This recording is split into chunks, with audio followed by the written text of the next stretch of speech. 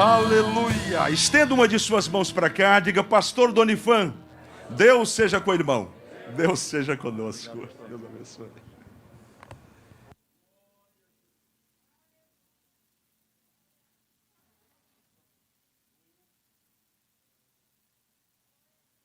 A paz do Senhor, igreja. Obrigado, pastor Marcos. Minha gratidão.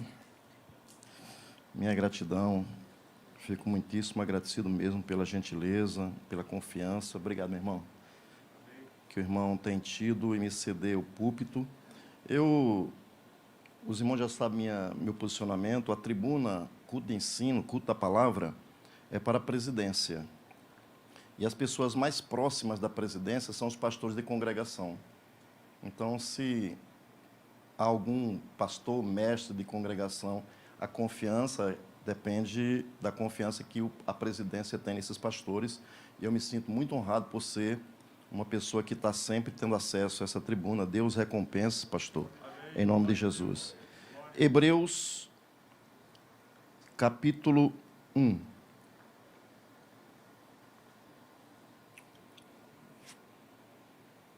Hebreus, capítulo 1. No versículo, já foi lido aqui, no versículo 3. Se eu tossir, não é Covid, tá, irmãos?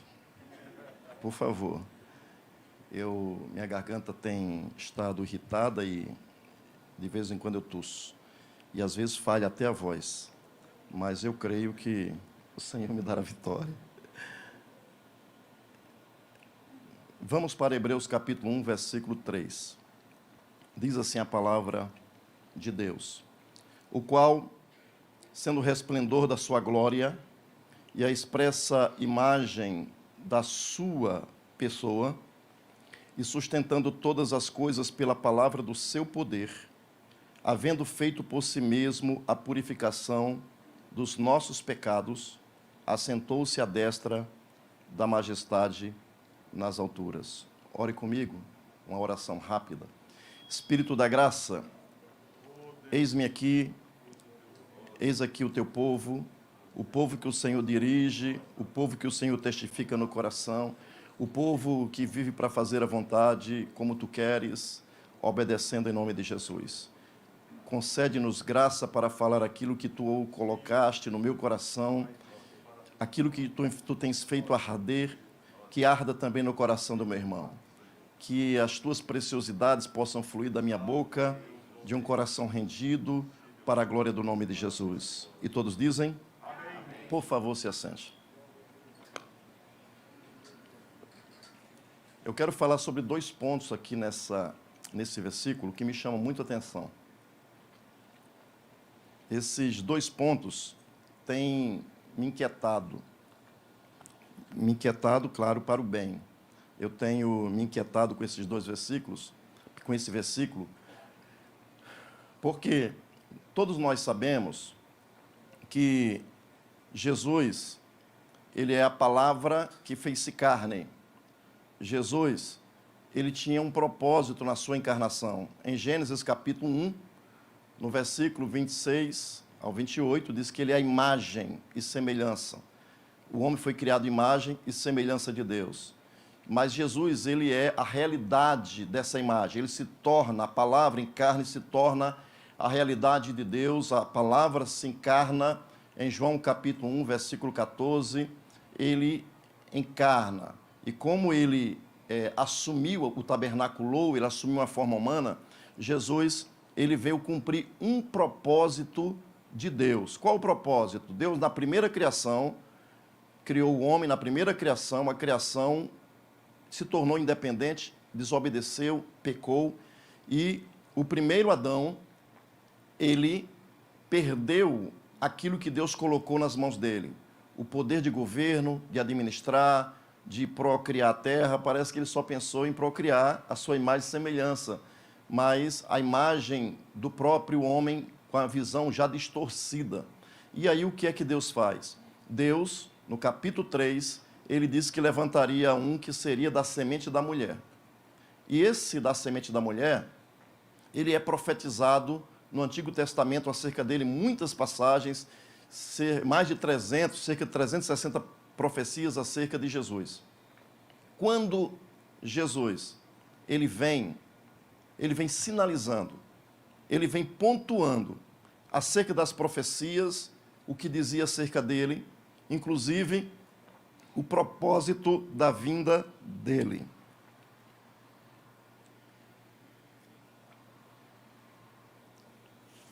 O propósito da vinda de Jesus era, primeiro, trazer a vontade de Deus para o homem.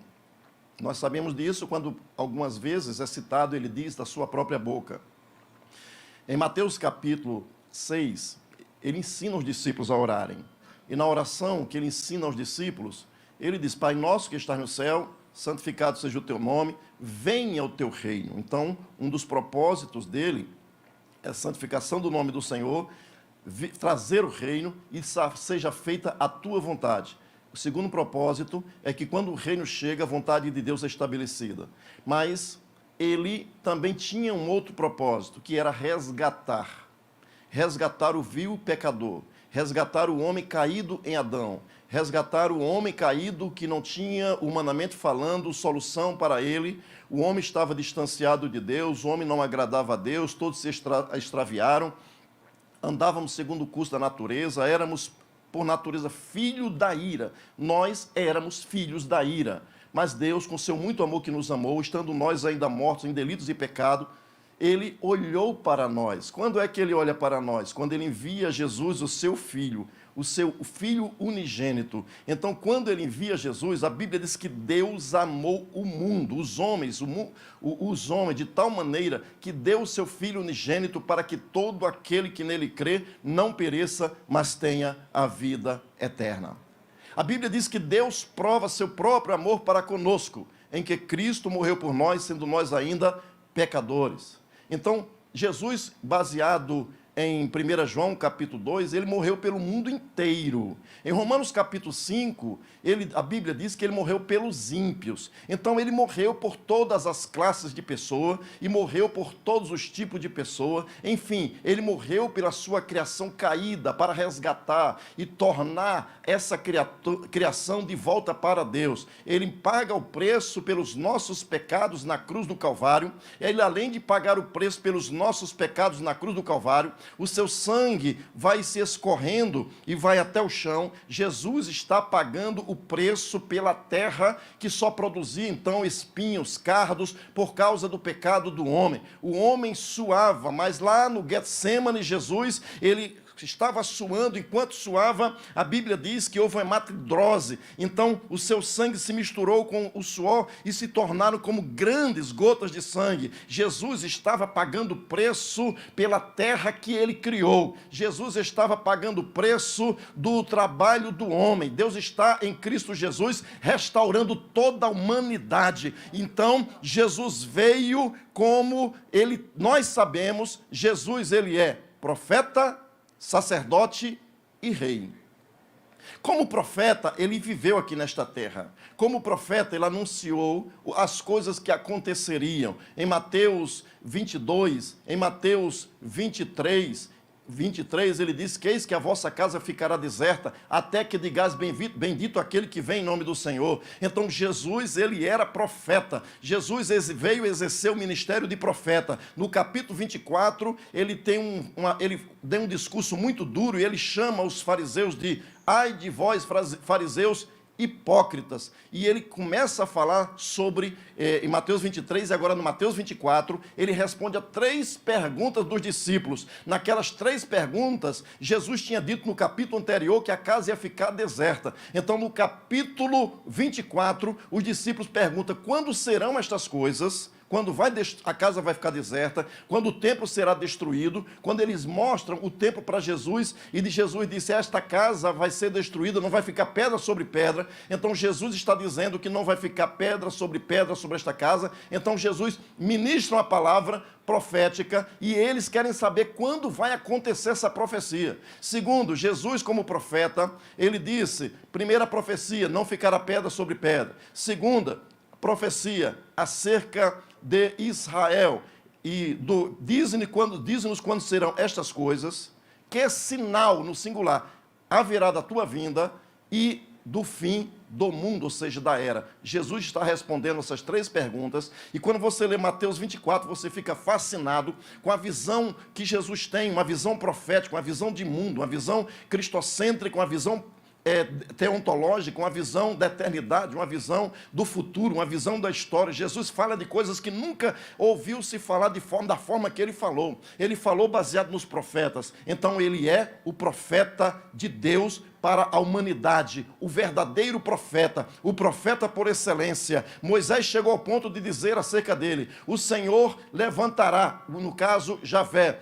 levantará um profeta semelhante a mim. Aquele que não ouvir será extirpado. Então Jesus é o profeta vacinado desde Gênesis capítulo 3. E nós estamos aqui baseado nas palavras do Senhor Jesus. Ele é o profeta da minha vida.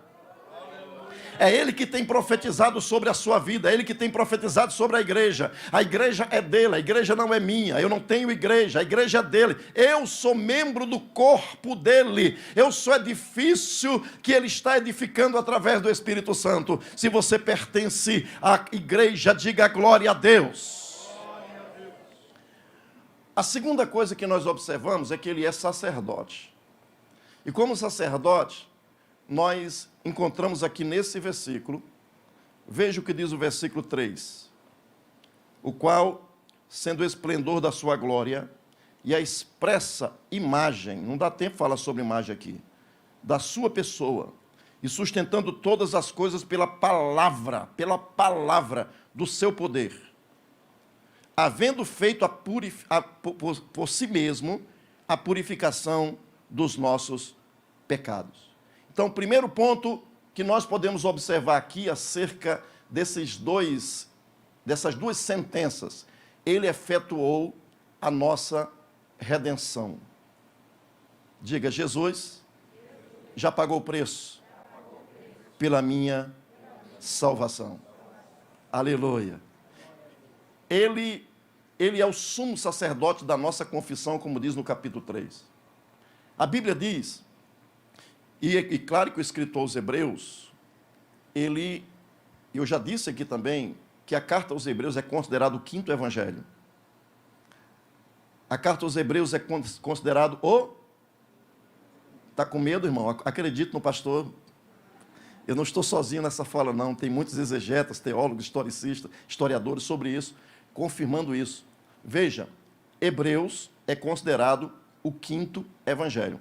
Enquanto os outros evangelhos mostram o que Jesus estava fazendo aqui na terra, no seu ministério por 3 anos e meio, Mateus fala da genealogia, fala dos hebreus, fala dos irmãos de sangue. Jesus, ele é hebreu, então ele é o leão da tribo de Judá.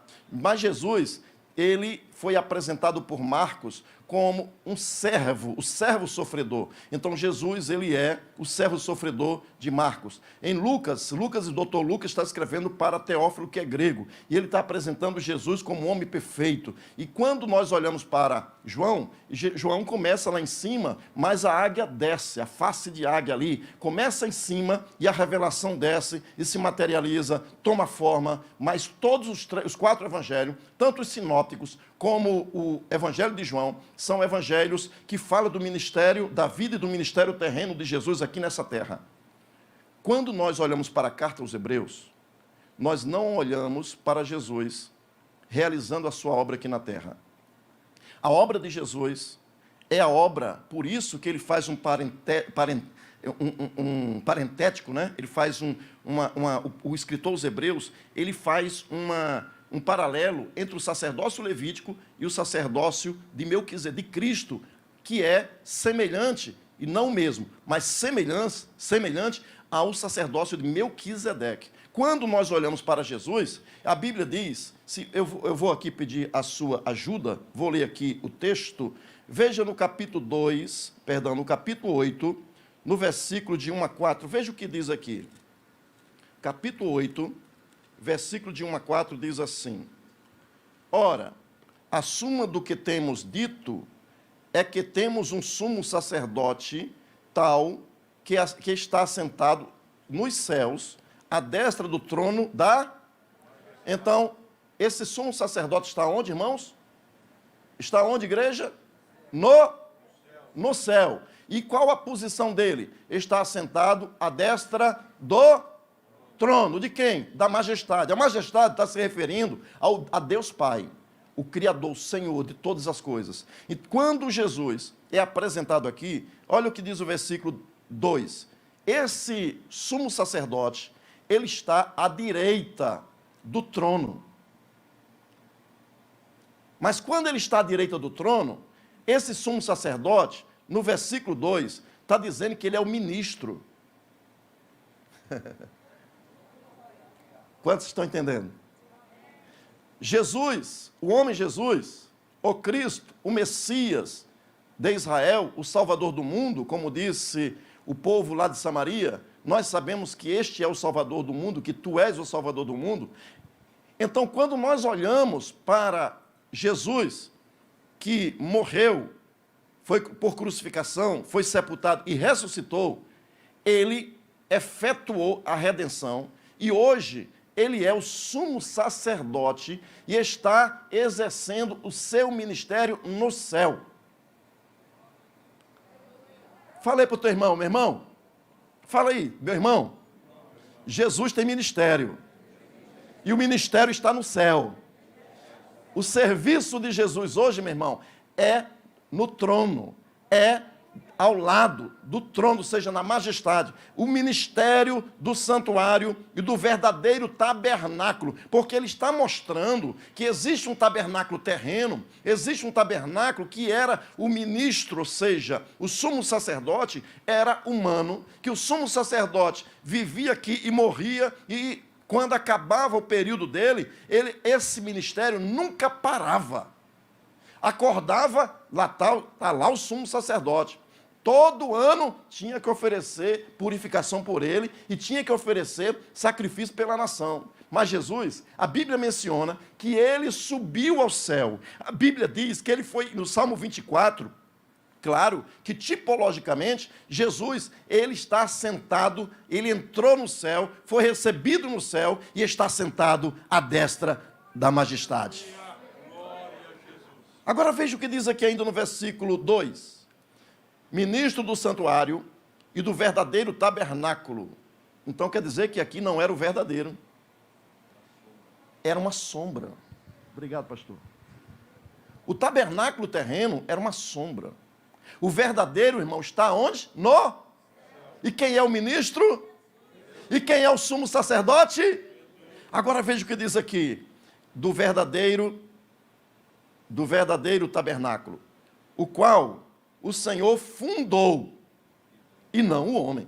Então, esse tabernáculo celestial não foi criado pelo homem, e não foi colocado materiais humanos nesse tabernáculo, para na confecção desse tabernáculo.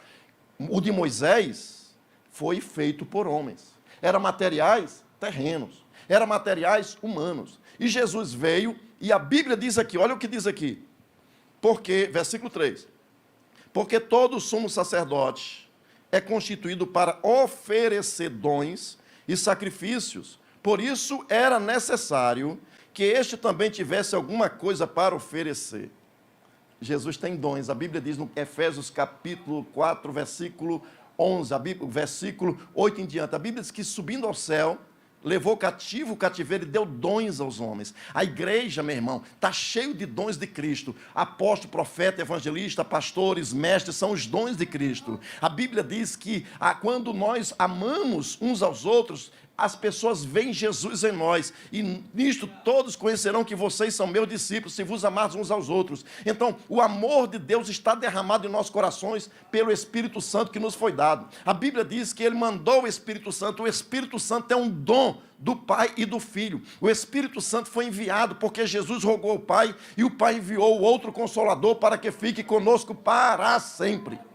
Quando nós olhamos para Jesus no céu, ele tem dons, ele dá dons à igreja, ele tem riquezas, ele tem o seu amor, ele tem a sua generosidade, ele tem a sua revelação, ele dá isso para aqueles que se aproximam dele, ele dá isso para aqueles que o amam. Agora veja que coisa linda, irmãos, quando nós olhamos aqui, porque diz aqui no versículo 4, ora, se ele estivesse na terra, está lendo a Bíblia, irmãos? Hebreus 8, versículo 4, ora, se ele estivesse na terra, nem tampouco sacerdote seria. Então Jesus, ele tinha um sacerdócio, mas ele não iria exercer esse sacerdócio aqui. Ele iria realizar o seu serviço sacerdotal, de sumo sacerdote, como chefe, como líder, como o primeiro dos sacerdotes, ele precisava realizar no lugar que é verdadeiro. Jesus só trabalha com coisa verdadeira, meu irmão. Oh, alecamanachandarai. Jesus só trabalha com a realidade. Deus não trabalha com fantasia. Deus não trabalha com fake news. Deus não trabalha com mentira. Ele trabalha com aquilo que é verdadeiro. Oh, aleluia! Então, o que é que diz esse texto? Esse texto diz que se Jesus, ele estivesse aqui, ele nem sacerdote seria. Por isso que ele teve que morrer. Porque ele precisava efetuar a nossa redenção, e além disso, ele precisava efetuar a nossa redenção e começar a intercessão no céu. Mas tem uma coisa, irmãos, todo sacerdote, ele não parava de trabalhar. O sacerdócio levítico, eles trabalhavam todo dia. E quando chegava no dia do perdão, no dia de Yom Kippur, esse sacerdote trabalhava triplicado. Porque ninguém podia entrar no lugar santíssimo. E quando o sumo sacerdote, ele fazia purificação por si, o sumo sacerdote se preparava com jejuns, com adoração, com a leitura da Taná, ele lia o Pentateuco e relia, e ficava naquele mês, era um mês de angústia para ele. Ele ficava um mês angustiado porque ele estava na expectativa de entrar no lugar santíssimo. Ele sabia que se o sacrifício dele pela nação, por ele e pela nação, não fosse aceito, ele iria morrer. E ia macular toda a família.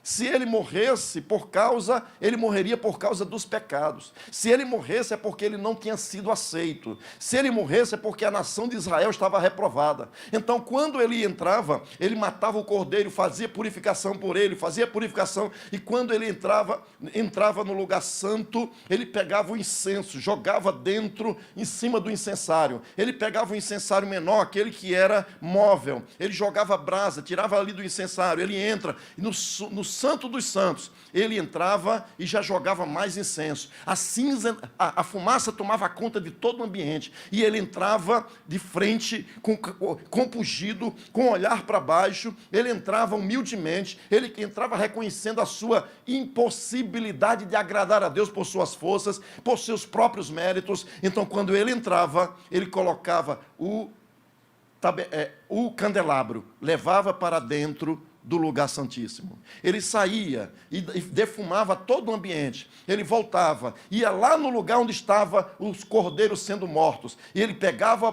era sacrificado o cordeiro. Ele colocava numa bacia e ele levava. E o sangue, quando ele entrava no Santo dos Santos, ele pegava o sangue e colocava na ponta, naquelas 4 pontas. O sangue ia correndo ao redor de todo o propiciatório, toda a tampa. Quando o sangue corria por todo aquele lugar, ele reverenciando e adorando, falando em hebraico, adorando, ele saía humildemente e ia lá fora. Enquanto ele estava ministrando, estava todo mundo em silêncio lá fora. Se lembra de Zacarias? Então estava todo mundo em silêncio lá fora. Então, quando ele entrava, mais uma vez, ele tirava o candelabro, colocava no lugar, e ele voltava, ele saía de costas. Ele, quando saía de costas, ele saía reverenciando a santidade de Deus. Quando ele saía de costas, ele estava dizendo: eu cumpri hoje o meu sacrifício, eu fiz a minha parte, mas amanhã eu tenho que fazer de novo.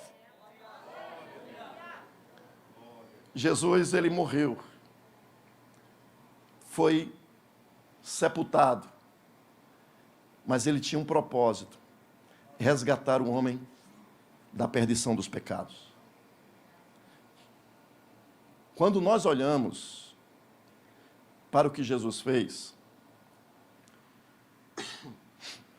isso me lembra de Hebreus capítulo 9. Se você tem a sua Bíblia aberta, Hebreus 9. Nós temos 3 aparições, nesse capítulo, nós temos as 3 aparições de Jesus. no contexto histórico e da eternidade. A primeira revelação, a primeira manifestação de Jesus, encontra-se aqui em Hebreus capítulo 9, versículo 26, que diz assim: de outra maneira, necessário lhe fora padecer muitas vezes, desde a fundação do mundo, mas agora, na fundação dos séculos, uma vez se manifestou. Quantas vezes? Uma vez se manifestou. Para quê, irmãos? Para aniquilar. Olha o que diz o texto, irmão. Mas agora, na consumação do século, não foi isso que Paulo, escrevendo aos Efésios, diz? Que na plenitude dos tempos, na consumação dos séculos, deixa o texto, por favor, irmão, me ajude.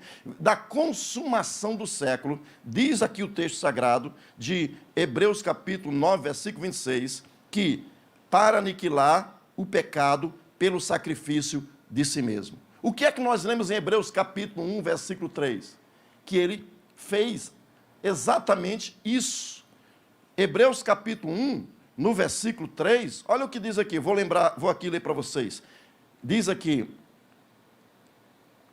havendo feito por si mesmo. Então o escritor aos Hebreus, ele está enfatizando a redenção da humanidade. Esse versículo 3, ele é o centro do pensamento do escritor aos Hebreus. Ele está focando qual é a prioridade de Jesus como sumo sacerdote, o que Jesus veio fazer. A Bíblia diz que Jesus é o verdadeiro Deus da vida eterna. A Bíblia diz que Jesus, aqui nesse texto, ele é o Filho de Deus, ele é o herdeiro de tudo, mas aqui no versículo 3, diz qual é o objetivo dele aqui nessa terra. Diz aqui no versículo 3, purificação dos nossos pecados. No capítulo 9, no versículo 26, mais uma vez o escritor aos Hebreus, ele mostra isso, fazendo para aniquilar o pecado pelo sacrifício de si mesmo. Agora, a segunda vez que aparece Jesus, o Cristo, no contexto, ou seja, revelação de Jesus, está no versículo 24. Se você tiver a Bíblia aberta, é a segunda vez que Jesus aparece nesse texto, mostrando, mas em outro contexto. Veja, porque Cristo não entrou num santuário feito por mãos. Aleluia. Quantos estão me acompanhando? Olha o que diz aqui, irmãos. Bota o texto aí, varão. Porque Cristo não entrou num santuário feito por mãos, figura do verdadeiro. Porém, no mesmo, para comparecer aonde? Por nós, perante a face de Deus. Então, o versículo está dizendo que hoje Jesus, ele compareceu por nós, com os nossos pecados perdoados, perante a face de Deus. Onde está o Senhor hoje? Ele está diante do Senhor, do Pai, da face de Deus. E o que é que ele está fazendo? A Bíblia diz, em Romanos capítulo 8, e em outros textos, que Jesus, ele compareceu para interceder por nós. Em Hebreus mostra claramente que ele vive hoje para interceder por nós. Você é alvo da intercessão de Jesus. Aleluia. Meu irmão, isso é motivo de você exaltar, isso é motivo de você engrandecer. Quando você está na prova, Jesus está intercedendo por você. Quando você está cansado, é Ele que te pede, Ele te ajuda, Ele fala: Espírito Santo, ajuda Ele. Espírito Santo, fala com Ele. Espírito Santo, Pai, minha igreja naquele lugar não está caminhando. Aí o Senhor diz: deixa comigo. Espírito Santo, entra em ação aí, Espírito Santo. Espírito Santo, aí nós começamos a orar e pedir ajuda. Senhor, me revela a tua palavra. Aí o Senhor Jesus olha e diz: Pai, ele está pedindo revelação. Aí o pai disse: meu filho, eu estou vendo, deixa com o Espírito Santo vai guiar a vida dele, o Espírito Santo vai capacitar ele. E então, meu irmão, você é alvo das intercessões de Jesus. Aleluia. A terceira manifestação, primeira manifestação foi aonde? No passado, lá na cruz, na plenitude dos séculos, Jesus se manifestou. Para quê?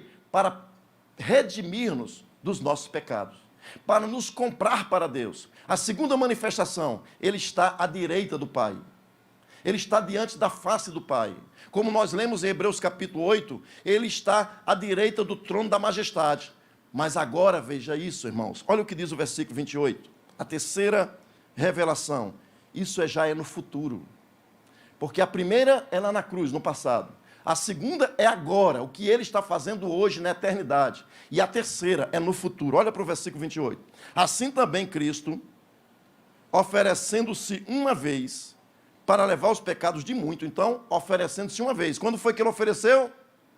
Lá na cruz, lá no passado. Veja o que diz aqui. Aparecerá segunda vez. Sem, porque ele é perfeito. Sem pecados. Aos que o espera para os que o espera aos que o espera para salvação. Então, Jesus está hoje, irmãos, à direita do Pai. E eu vou conduzir você para Marcos capítulo 10. Eu não tinha percebido esse versículo até domingo passado, domingo à noite. Eu fiquei, assim, maravilhado com o que o Espírito Santo me mostrou. E eu quero compartilhar com vocês. Bíblia cheia de papel, é isso mesmo. Cheio de anotação, misericórdia. Marcos capítulo 10. Se você achou, diga amém. Marcos capítulo 10, no versículo 45. E eu vou depois retroagir para mostrar umas revelações que o Espírito Santo me mostrou. Porque o Filho do Homem também não veio para ser servido, mas para e dar a sua vida em resgate de... Então, qual o propósito da vinda de Jesus? Jesus mesmo diz, dar a minha vida em resgate de muitos. Diga, Jesus veio para nos resgatar. Mas, pastor Marcos, sabe o que é que me chamou a atenção antes de Jesus chegar nesse versículo? É que quando Jesus ele estava indo para Jerusalém, ele estava caminhando e ele sabia que seria traído, sabia que seria entregue, sabia que iria cumprir o propósito para que ele vir. Esse propósito aqui de resgatar a humanidade, resgatar os homens, esses muitos aqui, seria aqueles que o aceitaria, que se renderia, que aceitaria a proposta do Pai. Amém? Agora veja que coisa interessante. Vamos para o versículo 35. Versículo 35. Diz assim a palavra de Deus. E aproximando-se dele Tiago e João, filhos de Zebedeu, dizendo, Mestre, queremos que nos faça o que pedimos. Então eles tinham um pedido. Eles tinham uma petição. Nós gostamos de pedir, não gostamos? Nós gostamos de receber as coisas, amém? Nós gostamos de ter as coisas, que as pessoas nos abençoem. E eles, os discípulos, eles sabiam das profecias que Jesus tinha mencionado, que tinha proferido. Ele sabia que Jesus era verdadeiro, que Jesus iria cumprir as profecias. E o que é que eles fazem? Jesus, ele prometeu, Jesus mostrou que era o Messias, Jesus mostrou que iria governar sobre todas as coisas, Jesus mostrou que ele se assentaria no trono da sua glória, Jesus revelou na sua palavra, revelou para os seus discípulos, os discípulos acreditaram nele, os discípulos acreditaram nas profecias, os discípulos acreditaram que ele é o Messias e que ele reinaria. Agora os discípulos tinham um pedido para eles. Vale salientar, veja aqui, que no versículo 36, Jesus diz, que quereis que vos faça? E eles lhe disseram, concede-nos que na tua nos assentemos um à direita e outro à esquerda. Veja, eles queriam o privilégio de Jesus. Eu sou amigo de Jesus, então eu quero o privilégio de Jesus. Ele prometeu que vai reinar nessa terra. Por isso que em Mateus, capítulo 5, 6 e 7, Jesus ele está estabelecendo, mostrando qual é a ética do reino. E reino aqui está falando não da igreja, está falando do reino que será implantado nessa terra.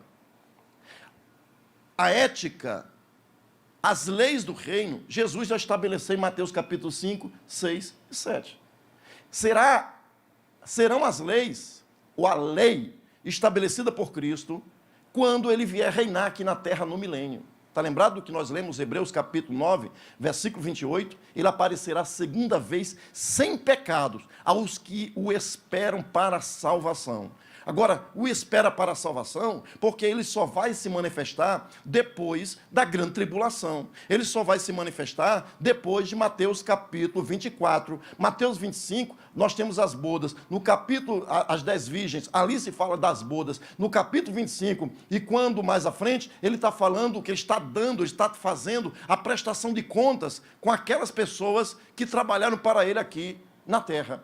Então não passará esta geração. Que geração? A geração dos acontecimentos. E Jesus ele está falando agora aqui nesse versículo que os discípulos estão dizendo, nós queremos nos assentar uma à direita e outra à esquerda, quando tu estabeleceres o teu reino, ou seja, na tua glória. Que glória é essa? A glória que Satanás ofereceu para Jesus. Lá em Mateus capítulo 4, quando ele oferece para Jesus, ele mostra a Jesus todos os reinos do mundo e a sua glória. Então, a glória aqui nesse versículo, está falando na glória do reino, quando Jesus vier implantar. Porque Jesus tem uma outra glória. A glória que ele tinha com o Pai antes que o mundo existisse. É lá que ele está hoje. Mas existe uma glória terrena, porque ele é o Senhor, porque ele é o herdeiro, porque ele é o dono. E ele virá nos ares para estabelecer justiça e juízo sobre toda a terra, sobre os oprimidos. Ele virá com poder e grande glória.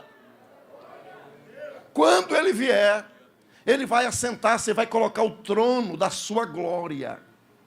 Satanás ofereceu uma glória que ele usurpou, mas Jesus tem direito a esta glória. Satanás, ele me enganou, mas Jesus legitimamente, ele militou, ele batalhou, ele entregou a sua vida, ele viveu a verdade. Quem dentre vós me convence de pecado? Jesus, ele veio viver completamente a soberana vontade de Deus aqui nesta terra, porque ele é o último Adão, ele é o segundo homem, e como segundo homem, nós somos a sua imagem. Agora que me chama a atenção, preste atenção aqui. Concede-nos que, na tua glória, nos assentemos um à tua direita e outro à tua esquerda. Vale lembrar, pastor Jaime, que nesse texto, se você for lá para Mateus capítulo 20, lá é a mãe dos filhos de Zebedeu que pede. Mas aqui são os filhos. Eu estava lendo um comentarista sobre Mateus, e ele diz o seguinte, que um certo pintor, ele quis agradar, o cara tinha a face toda manchada, verrugas, aquela pessoa, o pintor quis agradá-lo, então tirou todas as verrugas, tirou todos os defeitos da face.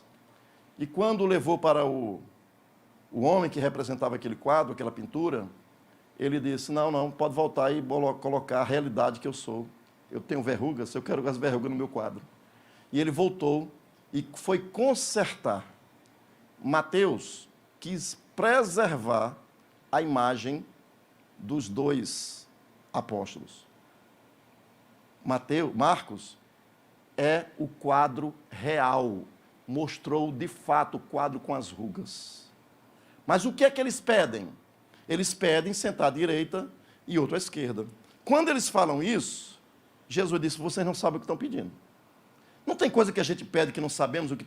É na nossa empolgação, no nosso afã. Porque quando eles pedem para Jesus sentar à direita e à esquerda, os dois irmãos, eles estão dizendo que tem uma visão mercenária. Eu quero a glória por amizade. Eu quero os privilégios porque sou o teu amigo. Eu quero os privilégios de sentar ao teu lado, no reino, uma direita ou esquerda, porque eu caminhei contigo aqui, porque Marcos, se você olhar para Marcos capítulo 1, versículo 20, ele deixa o pai num barco, os dois filhos de Zebedeu deixam o pai num barco, então eles tinham dinheiro. Então eles achavam que por sua importância poderia ter o privilégio de ter também um lugarzinho ao lado de Jesus, no ministério de Jesus aqui no reino, na glória. Eles queriam que por amizade, por importância, por manipulações, por atitudes que os homens tomam para conseguir o que querem, eles achavam que seria com Jesus negociar, falar ao ouvido de Jesus e daria certo. Iam comover o coração de Jesus. E Jesus olha para eles e diz, vocês não estão sabendo, você não sabe o que estão pedindo. E Jesus fala para ele assim, olha aqui no versículo 38. Mas Jesus lhes disse, não sabeis o que pedeis. Pois podeis vós beber o cálice que eu bebo e ser batizado com o batismo em que eu sou batizado? Então aqui tem cálice e batismo. Cálice e batismo. Cálice e batismo.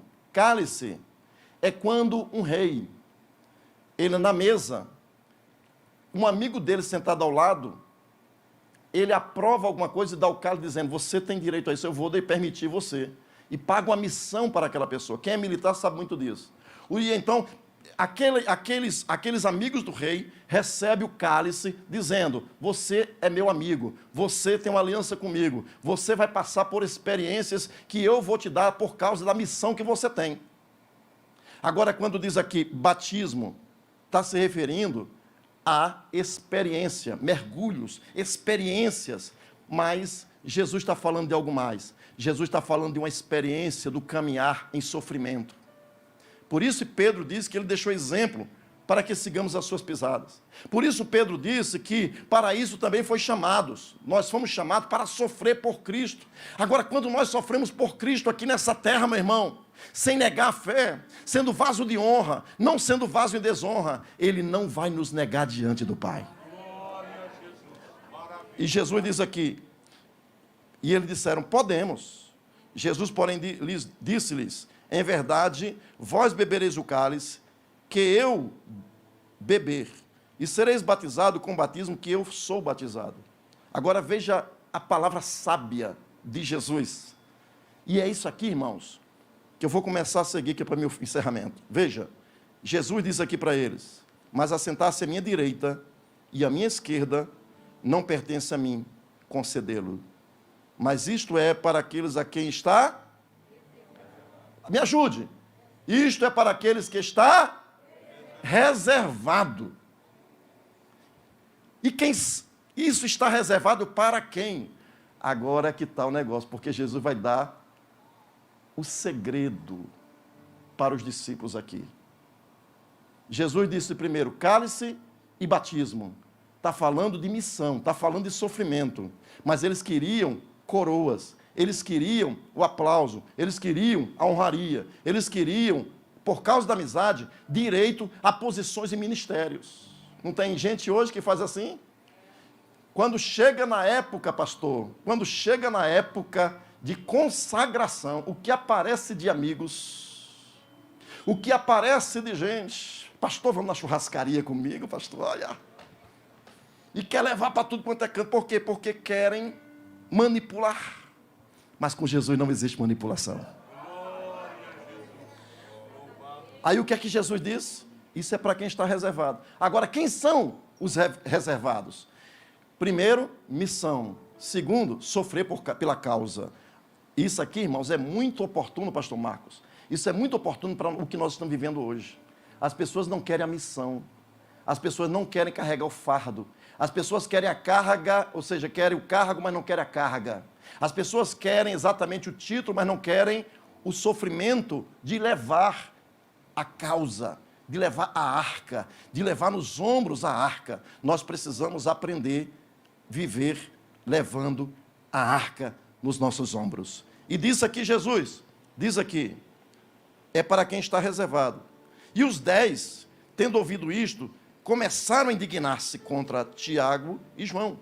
Mas Jesus, chamando-os a si, chamou todos a si, sabeis que os que julgam ser príncipe dos gentios, eu estou lendo aqui na Corrigida Fiel, agora na tela diz assim, mas Jesus, chamando-os a si, disse-lhes, sabei que os que julgam ser príncipe das gentes, delas se assenhoreiam, e os seus grandes usam de autoridade sobre ela, escravizam. Está falando de prestação de serviço por escravismo. Está falando das pessoas servirem por imposição. Está falando das pessoas servirem aos príncipes, aos governadores, a servirem os homens por causa de imposições, por causa de título, por causa de posição, por causa de coisas terrenas. Mas Jesus está dizendo, olha, entre vós não vai ser assim. Como é que vai ser entre vós? Olha mais uma vez, olha o que diz. Entre vós não será assim. Antes, qualquer dentre vós quiser ser grande, será o vosso serviçal. Será o servo de todos. O que é que Jesus está dizendo? Você quer lugar à minha direita, lugar à minha esquerda? Se você quiser ser grande, comece a lavar os pés. Se você quiser ser grande nesse mundo, oh, aleluia. Se o Senhor quiser ser grande nesse mundo, ó, lave os pés. Se você quiser ser grande, sirva.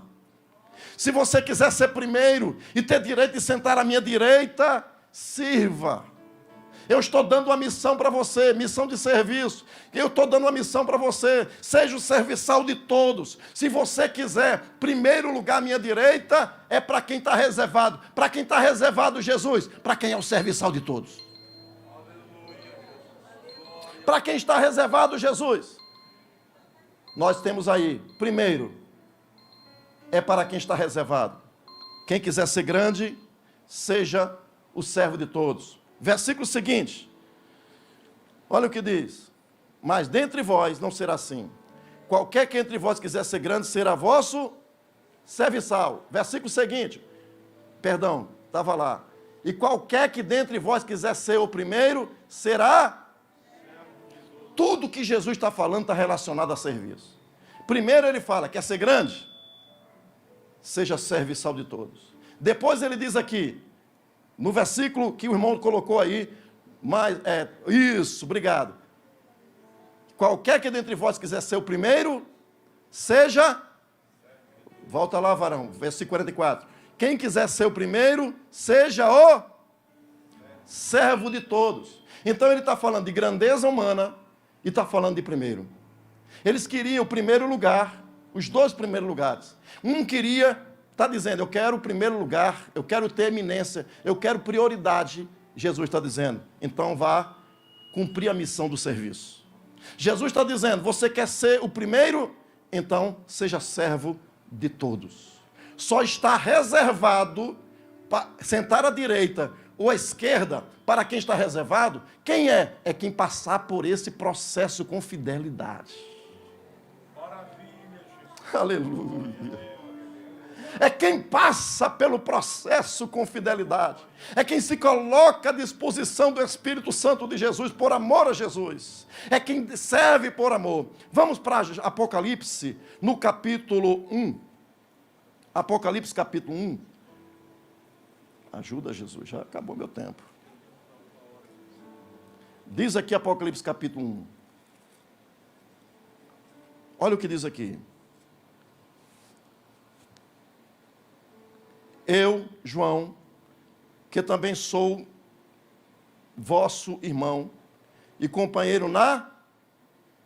Apocalipse capítulo 1, versículo 9. Eu, João, que também sou vosso irmão e companheiro na... De quem? Estava na ilha chamada Patmos. João estava sofrendo, preso. E João estava vendo, se lembrando das profecias, de todas as promessas de Jesus. E agora ele estava sofrendo. E quando ele está em angústia, dizendo, Deus, Senhor, o Senhor prometeu todas essas coisas. Quando é que se concretizarão? Quando é que tu me permitirás ver isso acontecer? Aí quando chega no capítulo 4, ele ouve, diz aqui, depois dessas coisas, olhei, e eis que estava uma porta no céu, e a primeira voz que, como de trombeta, ouvira falar comigo, disse, sobe aqui, e mostrar-lhe-ei as coisas que depois dessas devem acontecer.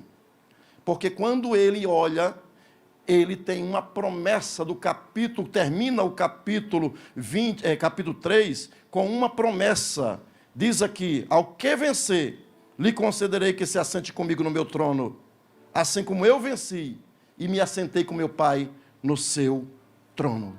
No capítulo 4 ele sobe, e quando ele sobe, veja o que diz: e eis que estava sentado, o que estava sentado, diz aqui no versículo 2, e fui arrebatado no Espírito, e eis que um trono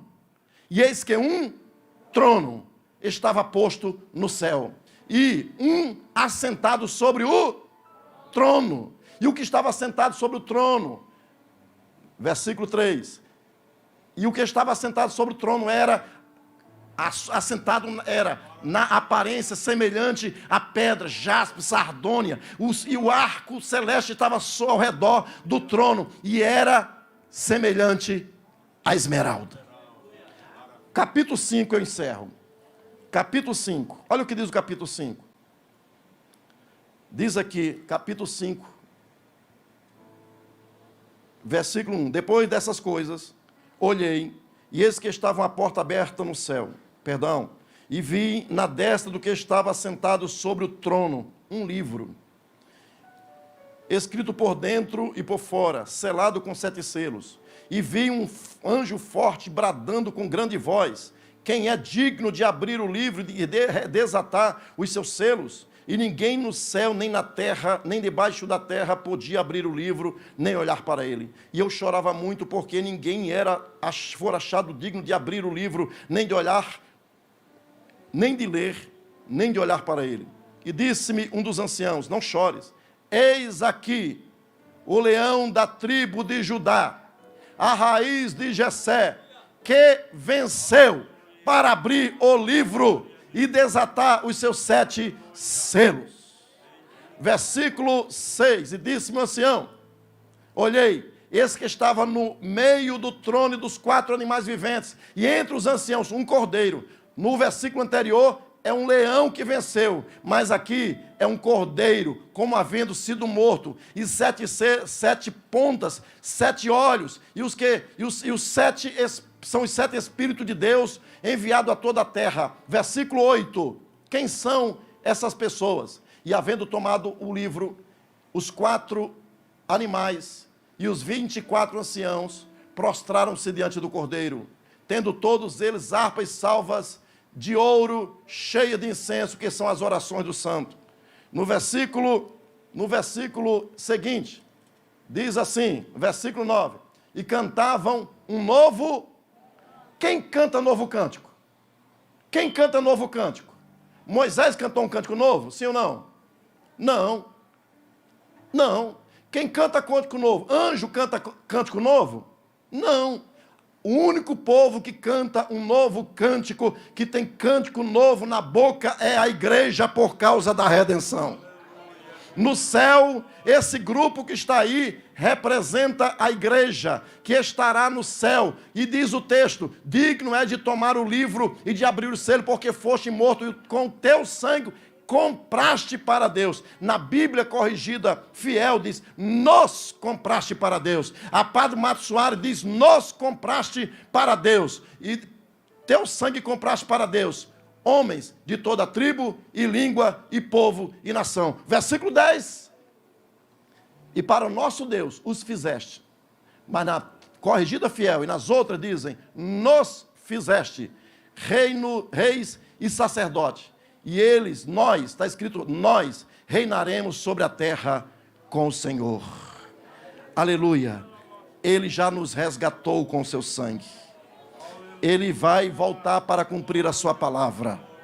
Ele vai cumprir para aqueles que são fiéis. Se você está seguindo fielmente, se você está dizendo: eis-me aqui, eu não estou fugindo da raia, Senhor, não estou fugindo do barco, o Senhor pagou a missão, eu vou até o fim, tu, porém, vai até o fim, então eis-me aqui, Senhor. Está reservado para você sentar à direita e à esquerda, porque Ele derramou o sangue na cruz do Calvário, para que você pudesse ser levado para estar com Ele para sempre. Que Deus continue nos abençoando. Esteja de pé em nome de Jesus. Aleluia, aleluia. Se você não se coloca ainda como um mais que vencedor em Cristo Jesus, se você está afastado, se você está desviado, se você não é crente, mas você deseja se assentar à direita ou à esquerda do Senhor, saia do seu lugar, em nome de Jesus, venha e nós estaremos orando por você.